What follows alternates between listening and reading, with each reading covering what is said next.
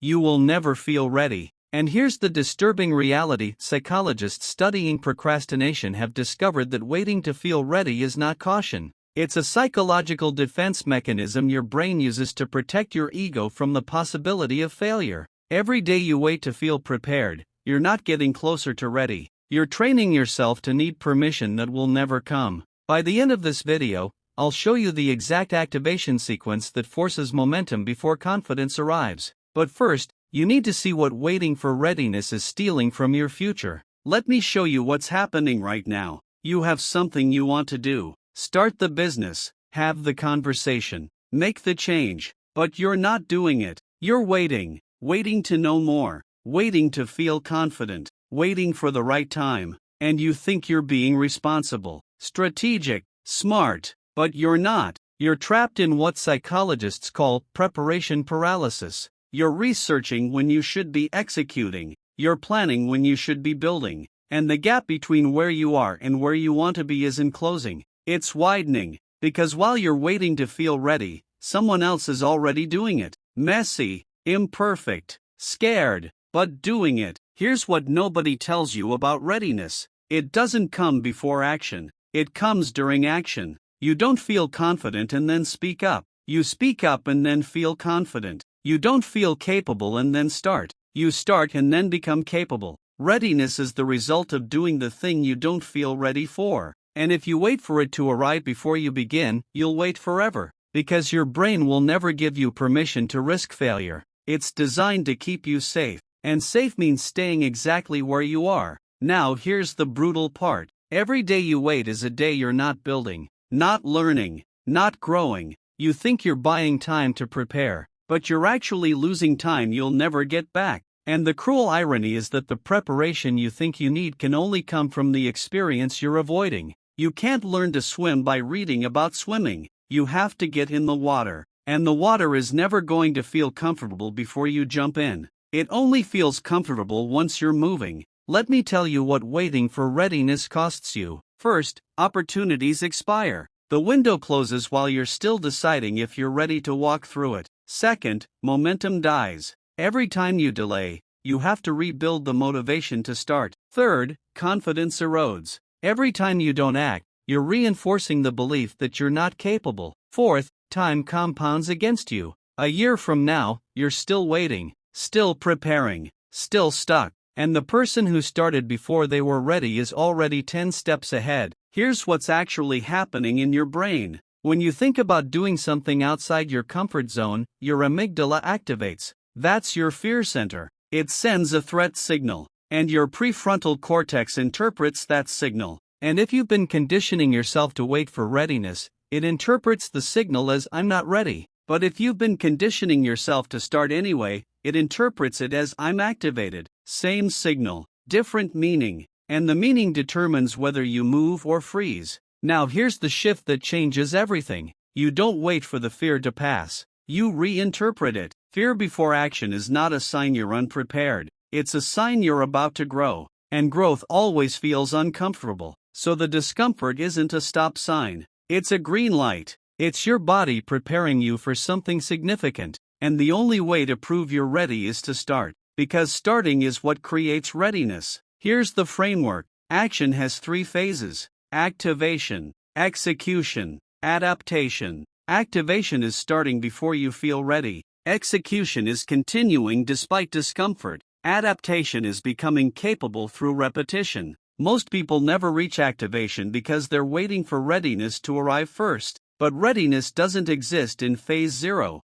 It only appears in phase 3. After you've started, after you've struggled, after you've adapted. Let me show you what activation looks like. You have an idea. You feel the fear. And instead of researching for another week, you take one imperfect action today. You send the email. You record the rough draft. You make the call. It's not polished. It's not perfect. But it's real. And real action creates real feedback. And feedback is the only thing that actually makes you better. Not more planning. Not more preparation. Feedback from doing the thing. But here's the trap. Most people take one action and then stop to evaluate. Was it good enough? Did I do it right? And they paralyze themselves again. But that's not how this works. You don't take one action and assess, you take 10 actions and then assess, because the first action is always going to be rough. That's expected. You're not looking for perfection on attempt 1, you're looking for momentum,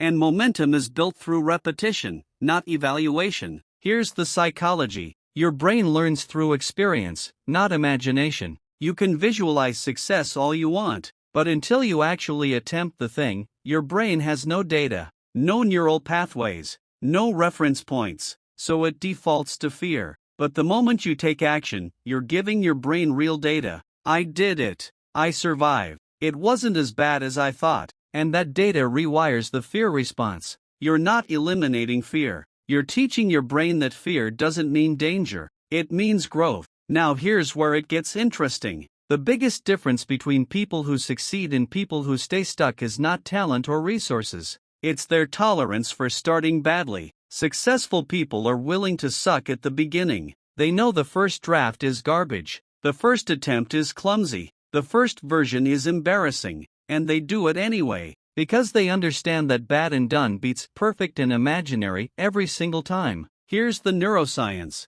Every time you start something before you're ready, you're building what psychologists call self-efficacy. That's your belief in your ability to figure things out. And self-efficacy is not built by waiting until you're prepared. It's built by proving to yourself that you can handle unprepared. You start scared, you improvise, you adapt, and you survive. And your brain logs that experience. We handled uncertainty. We can do it again. And the next time, starting is easier. Not because you're more ready, but because you trust yourself to figure it out. Let me give you the protocol. Step 1. Identify the one thing you've been waiting to feel ready for. Step 2. Break it into the smallest possible first action. Not the whole thing, just the first step. Step 3. Commit to taking that step in the next 24 hours. Not next week, tomorrow. Step 4. Expect it to be imperfect. You're not aiming for good, you're aiming for done. Step 5. Repeat. Take the second step the day after. You're building momentum, not masterpieces. Here's what happens when you execute this. Day 1, you start. It's messy. You feel like an imposter, but you did it. Day 2, you take the next step. Still uncomfortable, but slightly less terrifying. Day 3, you're building a pattern. By day 7, starting is becoming normal. And by day 30, you're not someone who waits to feel ready anymore. You're someone who starts and figures it out. And that identity shift changes everything. But here's the part most people miss. You can't just start once and expect transformation. Starting once is exposure. Starting repeatedly is reconditioning. You're training your brain that action precedes confidence. That discomfort is part of the process, that you don't need permission to begin, and that training only happens through repetition. So you don't start one project before you're ready, you start everything before you're ready, and it becomes your default mode. Here's what elite performers understand.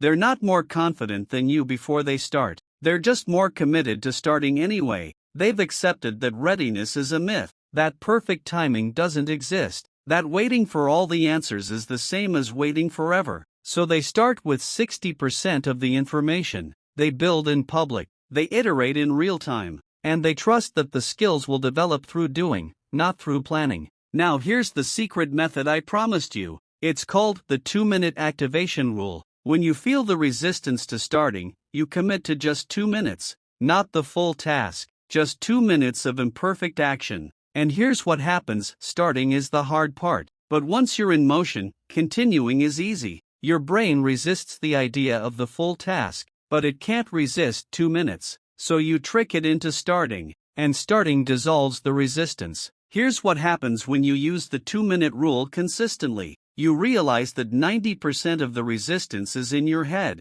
The actual task is not as hard as your brain made it seem. You were just stuck in the anticipation. But once you start, the anticipation evaporates, and you keep going, not because you suddenly feel ready, but because motion creates its own momentum, and momentum doesn't care about readiness, it just moves. But here's the trap. Some people use the 2-minute rule as permission to quit after 2 minutes. That's not the point. The point is to bypass the activation energy. Once you're moving, you keep moving. You use the 2 minutes to start, and then you see how far you can go. Sometimes it's 10 minutes, sometimes it's an hour, but you couldn't have gotten to the hour without the 2 minutes. And the 2 minutes only happened because you didn't wait to feel ready. Here's the identity shift you need. You're not someone who starts when they're ready. You're someone who becomes ready by starting. And that shift is everything. Because if you're waiting for readiness, you're giving control to a feeling that may never arrive. But if you're creating readiness through action, you're in control.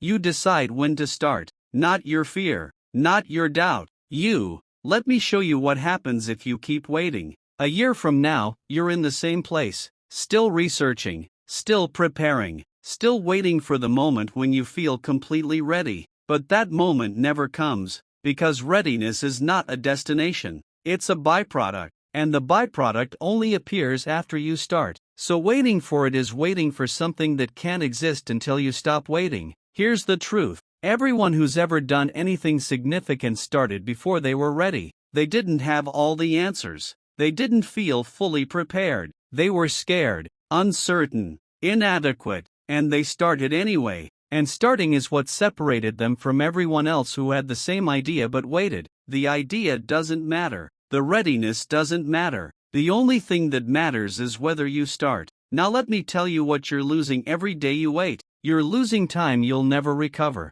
You're losing opportunities that won't wait for you. You're losing the version of yourself that only exists on the other side of action. And you're reinforcing the identity of someone who needs permission. Someone who waits. Someone who lets fear decide, and that identity is costing you the life you actually want. Here's the protocol for today. Right now, you're going to identify the thing you've been waiting to feel ready for, and you're going to take the first step. Not tomorrow, not next week, today, in the next hour. It doesn't have to be perfect. It doesn't have to be big. It just has to be real. One email, one call, one sentence, one attempt. You're proving to yourself that you don't need readiness. You just need to start, because here's the final truth. The gap between where you are and where you want to be is not crossed by waiting. It's crossed by moving. And moving doesn't require confidence. It requires commitment. Commitment to start before you're ready. To build before you're perfect. To act before you're certain. And that commitment is a decision, not a feeling. A decision you make right now. Start before ready. Not because you're reckless, but because ready never comes to those who wait. It only comes to those who move. So stop waiting. Stop preparing. Stop researching your way into perpetual delay. And start. Messy, imperfect, scared, but start. Because starting is the only readiness that actually matters. What's your first imperfect action today?